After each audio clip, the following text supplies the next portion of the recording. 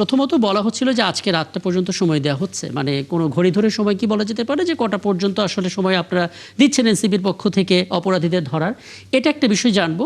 আর একটা বিষয় একটু বলবেন, তাৎক্ষণিকভাবে যখন আসলে নাসিরউদ্দিন পাটোয়ারি স্ট্যাটাসটা দিয়েছিলেন যে হামলার শিকার তিনি হয়েছিলেন, তখন আসলে ছাত্রদলের পক্ষ থেকে কোনো স্টেটমেন্ট আসেনি।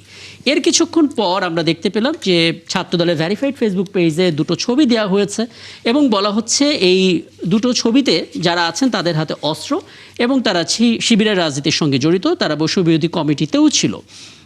এই ছবিগুলো নিয়ে আসলে আপনাদের কোনো অবজারভেশন আছে কিনা? এরা আসলে কারা? অস্ত্র হাতে তো এভাবে থাকা যায় না। জি। আপনাকে ধন্যবাদ। আমার সাথে আছেন আমার বড় ভাই শামসুজ্জামান দুদু এবং পলাশ ভাই, আপনাদেরকে শুভেচ্ছা জানাচ্ছি। জি। আজকে যে ঘটনাটি ঘটলো এটা খুবই অনাকাঙ্ক্ষিত। আমরা কল্পনা করতে পারি না জি। এই বিএনপি সরকার গঠনের 3 মাসের মধ্যেই যেই এনসিপি নেতৃবৃন্দ, জামাতের নেতৃবৃন্দ, বিএনপি নেতৃবৃন্দ 2 বছর পূর্বেই একসাথে ফ্যাসিবাদের জুলুম নিপীড়নের বিরুদ্ধে লড়াই করেছে, তাদেরই নিজেদের ভিতরে এই একটা আপনার সহিংসতা শুরু হতে পারে এবং এত অল্প সময়ের মধ্যে এবং বড় ধরনের কোনো উস্কানি ছাড়াই, এটা আসলে আমি হয়তো আমরা নতুন রাজনীতি করতে এসেছি, আমার মাথায় ঢুকে না যে আসলে কেন এতটা আমাদের অসহিষ্ণু হয়ে উঠতে হচ্ছে। আমি মনে করছি যে এই গণঅভ্যুত্থানের পরের যে বাংলাদেশ, আপনি যদি আজকে রাফিক মোহাম্মদের বক্তব্য শুনেন, যে এটা ইতিমধ্যে আপনি ভূমিকা দিয়েছেন, জি। তিনি সুস্পষ্টভাবে বলেছেন যে দেখেন আমরা তরুণ রাজনীতি করতে এসেছি, আমাদের রক্ত গরম, কিন্তু রক্ত গরম হলেও আমরা জানি যে এটা দেশ গঠনের সময়। আমরা এখন পর্যন্ত আমরা বিরোধী দল হিসেবে এবং তারুণ্যের শক্তি হিসেবে কখনোই এই সরকারকে ডিস্টার্ব হয়, সরকার কোনোভাবে চাপে পড়ে এ ধরনের কোনো কাজ করি নাই। জি। বরং আমরা পলিসি লেভেলে সরকারকে বিভিন্নভাবে সঠিক পথে রাখার জন্য চাপ প্রয়োগ করে যাচ্ছি, যেটা গণতান্ত্রিক সংস্কৃতির অংশ। এর মধ্যে একটা রাজনৈতিক দলের সব ধরনের নেতাই সমানভাবে কিন্তু তার রাজনৈতিক গ্রাউন্ড তৈরি করেন। নাসিরউদ্দিন পাটোয়ারি এনসিপির একজন শীর্ষ এবং গুরুত্বপূর্ণ নেতা। গণ অভ্যুত্থানেও তার অনবদ্য ভূমিকা রয়েছে। 3 আগস্ট যখন এক দফা ঘোষণা হয় তখনও তিনি সেখানে নাহিদ ইসলামের পিছনে দাঁড়িয়েছিলেন। তো নাসিরউদ্দিন পাটোয়ারিকে তো আসলে আমরা শুধুমাত্র এখনকার তার যে রোল আছে অথবা তার বিরোধী অথবা তার যেভাবে আপনার একটু তেতু কথন, জি। সেটা থেকে মানে পুরোপুরি এইটাই তার একমাত্র পরিচয় না। তার একটা লিগ্যাসি আছে। আমি তিনি আমি ইভেন আলাউদ্দিন তার মোহাম্মদ, আপনার পূর্ব সঙ্গে আমি আলাপটা ধীরে ধীরে বাড়াবো, কিন্তু এই অংশে ছোট করে যদি স্পেসিফিক্যালি আপনি দুটো বিষয় আমাকে একটু বলতেন। প্রথমত, যে আলটিমেটামটা বলা হচ্ছে শুক্রবার রাত পর্যন্ত, এটা তো একটা সময়, মানে সময়টা একটু নির্দিষ্ট করা হয়েছে কিনা যে কতটুকু সময় পর্যন্ত সরকারকে দিচ্ছেন অপরাধীকে ধরার জন্য? এবং যে দুটো ছবি অস্ত্রসহ দেখা যাচ্ছে যেটা পোস্ট করা হয়েছে ছাত্র দলের ভেরিফাইড ফেসবুক পেজ থেকে, তারা আসলে কারা? আপনারা পরবর্তীতে ইনভেস্টিগেশন করেছেন কিনা? হ্যাঁ, হ্যাঁ, আমরা ইনভেস্টিগেশন করেছি এবং এই দুজনেরই ভিডিও বার্তা এবং তাদের ছবি সহ আমরা মিডিয়াতে দিয়েছি। জি। আমি ইতিমধ্যে দেখেছি বেশ কয়েকটা মিডিয়া তাদের ভিডিওটা পাবলিশ করেছে সরাসরি। জি। তারা সেখানে ঘটনায় তাদের হাতে কিভাবে সে আপনার যে একটা স্টিক, যেটা জি। চাইনিজ স্টিক, যেটা আপনার চাপ দিলেই আপনার একটু এটা লম্বা হয়ে হ্যাঁ। আসে, সেই স্টিকটা তারা কিভাবে তাদের হস্তগত হলো তারা সেখানে ব্যাখ্যা করেছে। জি। এবং আমরা স্বাভাবিকভাবে এটা নিরাপত্তার স্বার্থে যদি হয় হুম। কিংবা আপনার যদি আমাদের নেতা নিরাপত্তার জন্য হয়, হুম। আমরা অবশ্যই সেখানে ঘোষণা দিয়ে আমরা গানম্যান হোক যেটা হোক বিধিবদ্ধভাবে আমরা রাখবো, কিন্তু এইভাবে কেউ অস্ত্র নিয়ে অথবা আপনার ভয় দেখানোর জন্য কিছু নিয়ে সেখানে যাবে সেটা আমরা প্রত্যাশা করি না। আচ্ছা। তাদের ভিডিওতে স্পষ্ট আসছে যে তারা সেখানে যখন ধাক্কা দেখে তখন ছাত্র দলের যারা তাদেরকে হামলা করতে এসেছিল তাদের হাত থেকে ছিনিয়ে এনেছে, ছিনিয়ে আনার পর তারা সেটা নিয়ে সামনের দিকে এগিয়ে যায়। তো আপনি আচ্ছা। যেটা বলেছেন যে ছবি সব প্রকাশিত হয়েছে, জি। এটা ছাত্রদল যখন প্রকাশিত হয়েছে তখন স্বাভাবিকভাবে আমরা তো আসলে ভায়োলেন্স চাই না। আর আমাদের একজন নেতা সে প্রতি হুম। সপ্তাহে এক একটা হুম। হুম। আপনার মসজিদে জমা নামাজ আদায় করে, হুম। এটাতে কারোর অপছন্দ হতে পারে, বাট এটা তো কোনো আপনার ভায়োলেন্সের জন্য খুবই খুবই উস্কানি না, স্পষ্ট করে আপনি অথবা এটা বললেন। আর সময়ের রাজনৈতিক ব্যাপারটা একটু কর্মসূচিও বলবেন, না। আলটিমেটামের ব্যাপারটা। আলটিমেটামের ব্যাপারটা। আলটিমেটলি দেখেন বাংলাদেশ আজকে যে অবস্থায় আছে, আমি ঠিক একই সময়ে গতকাল আমরা আরেকটা টক শোতে ছিলাম রামিসাকে নিয়ে। জি। বাংলাদেশে প্রতিদিন আইন শৃঙ্খলা যে অবনতি হচ্ছে, এর মধ্যে যদি যারা আসলে এই আইন শৃঙ্খলা অবনতি ঘটাচ্ছে দুষ্কৃতীকে, তারা যখন দেখবে এবং রাজনৈতিক দলগুলো রাজনৈতিক সহিংসতা আসলে মাত্রা ছাড়িয়ে যাচ্ছে, তখন তারা সুযোগ পাবে। আমরা কিন্তু দেখেন এই জিনিসটা শুধুমাত্র আজকে নাসিরউদ্দিন পাটোয়ারির উপর হামলার জন্য না, আমাদেরকে এখানে একটা জায়গা রেড লাইন টানতে হবে যে আমরা সহিংস রাজনীতিতে ফেরত জি যাব না। জি এখন এটার জন্য আপনি যদি মনে করেন যে আমি 1 ঘন্টা 2 ঘন্টা 5 ঘন্টা সময় দিতে পারি, জি কিন্তু বিষয়টা হলো যে আমাদের কি স্পিরিটটা বুঝতে হবে যে আমরা কি চাই। আমরা এই ভাতৃঘাতী সহিংসতা চাই না। আমরা চাই না যে ছাত্র দল এখন ছাত্র শক্তির উপরে এনসিপির উপরে আপনার হামলা করুক এবং এনসিপি আবার আবার পাল্টা হামলা করুক, এটা তো চাই না আচ্ছা, আমরা মানে আসলে। তাহলে এই যে এখন শুক্রবার দেশ রাতের গঠনের সময় মধ্যেই আমরা সবাই মিলে অপরাধীকে দেশ ধরতে গড়তে হবে, চাই। হ্যাঁ শুক্রবার রাতের মধ্যে অপরাধীকে ধরতে হবে, এটা আসলে কি বলে এই জিনিসটাকে একটু গতিশীল করার জন্য, দ্রুততর সময়ের মধ্যে করার ডেফিনেটলি জন্য একটা স্টেটমেন্ট। ডেফিনেটলি আচ্ছা আচ্ছা, কারণ আমি আমি অ্যাড করে দিচ্ছি জি একটা বিষয়। দেখেন, আমরা কিন্তু এটা বুঝি যে এই সরকার নতুন সরকার, এবং এই সরকার তার পূর্বে একটা ভয়াবহ ব্লাডশেডের পর একটা ইন্টারিম সময়ের পরে সরকার এসেছে। জি তার জন্য কিন্তু সরকারি প্রতিষ্ঠানগুলো সবগুলোকে একটা নিয়ম শৃঙ্খলার মধ্যে আনা কিন্তু একটা চ্যালেঞ্জ।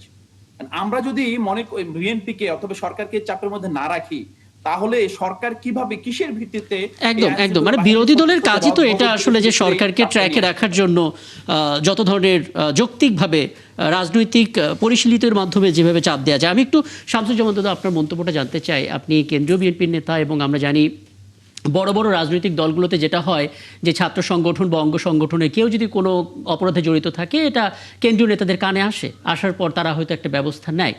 আপনার কাছে আসলে এরকম কোনো তথ্য এসেছে কিনা যে আদৌ এখানে ছাত্র দল যুব দলের কেউ ছিল কিনা, কোনো ধরনের তথ্য আপনার কাছে আছে কিনা?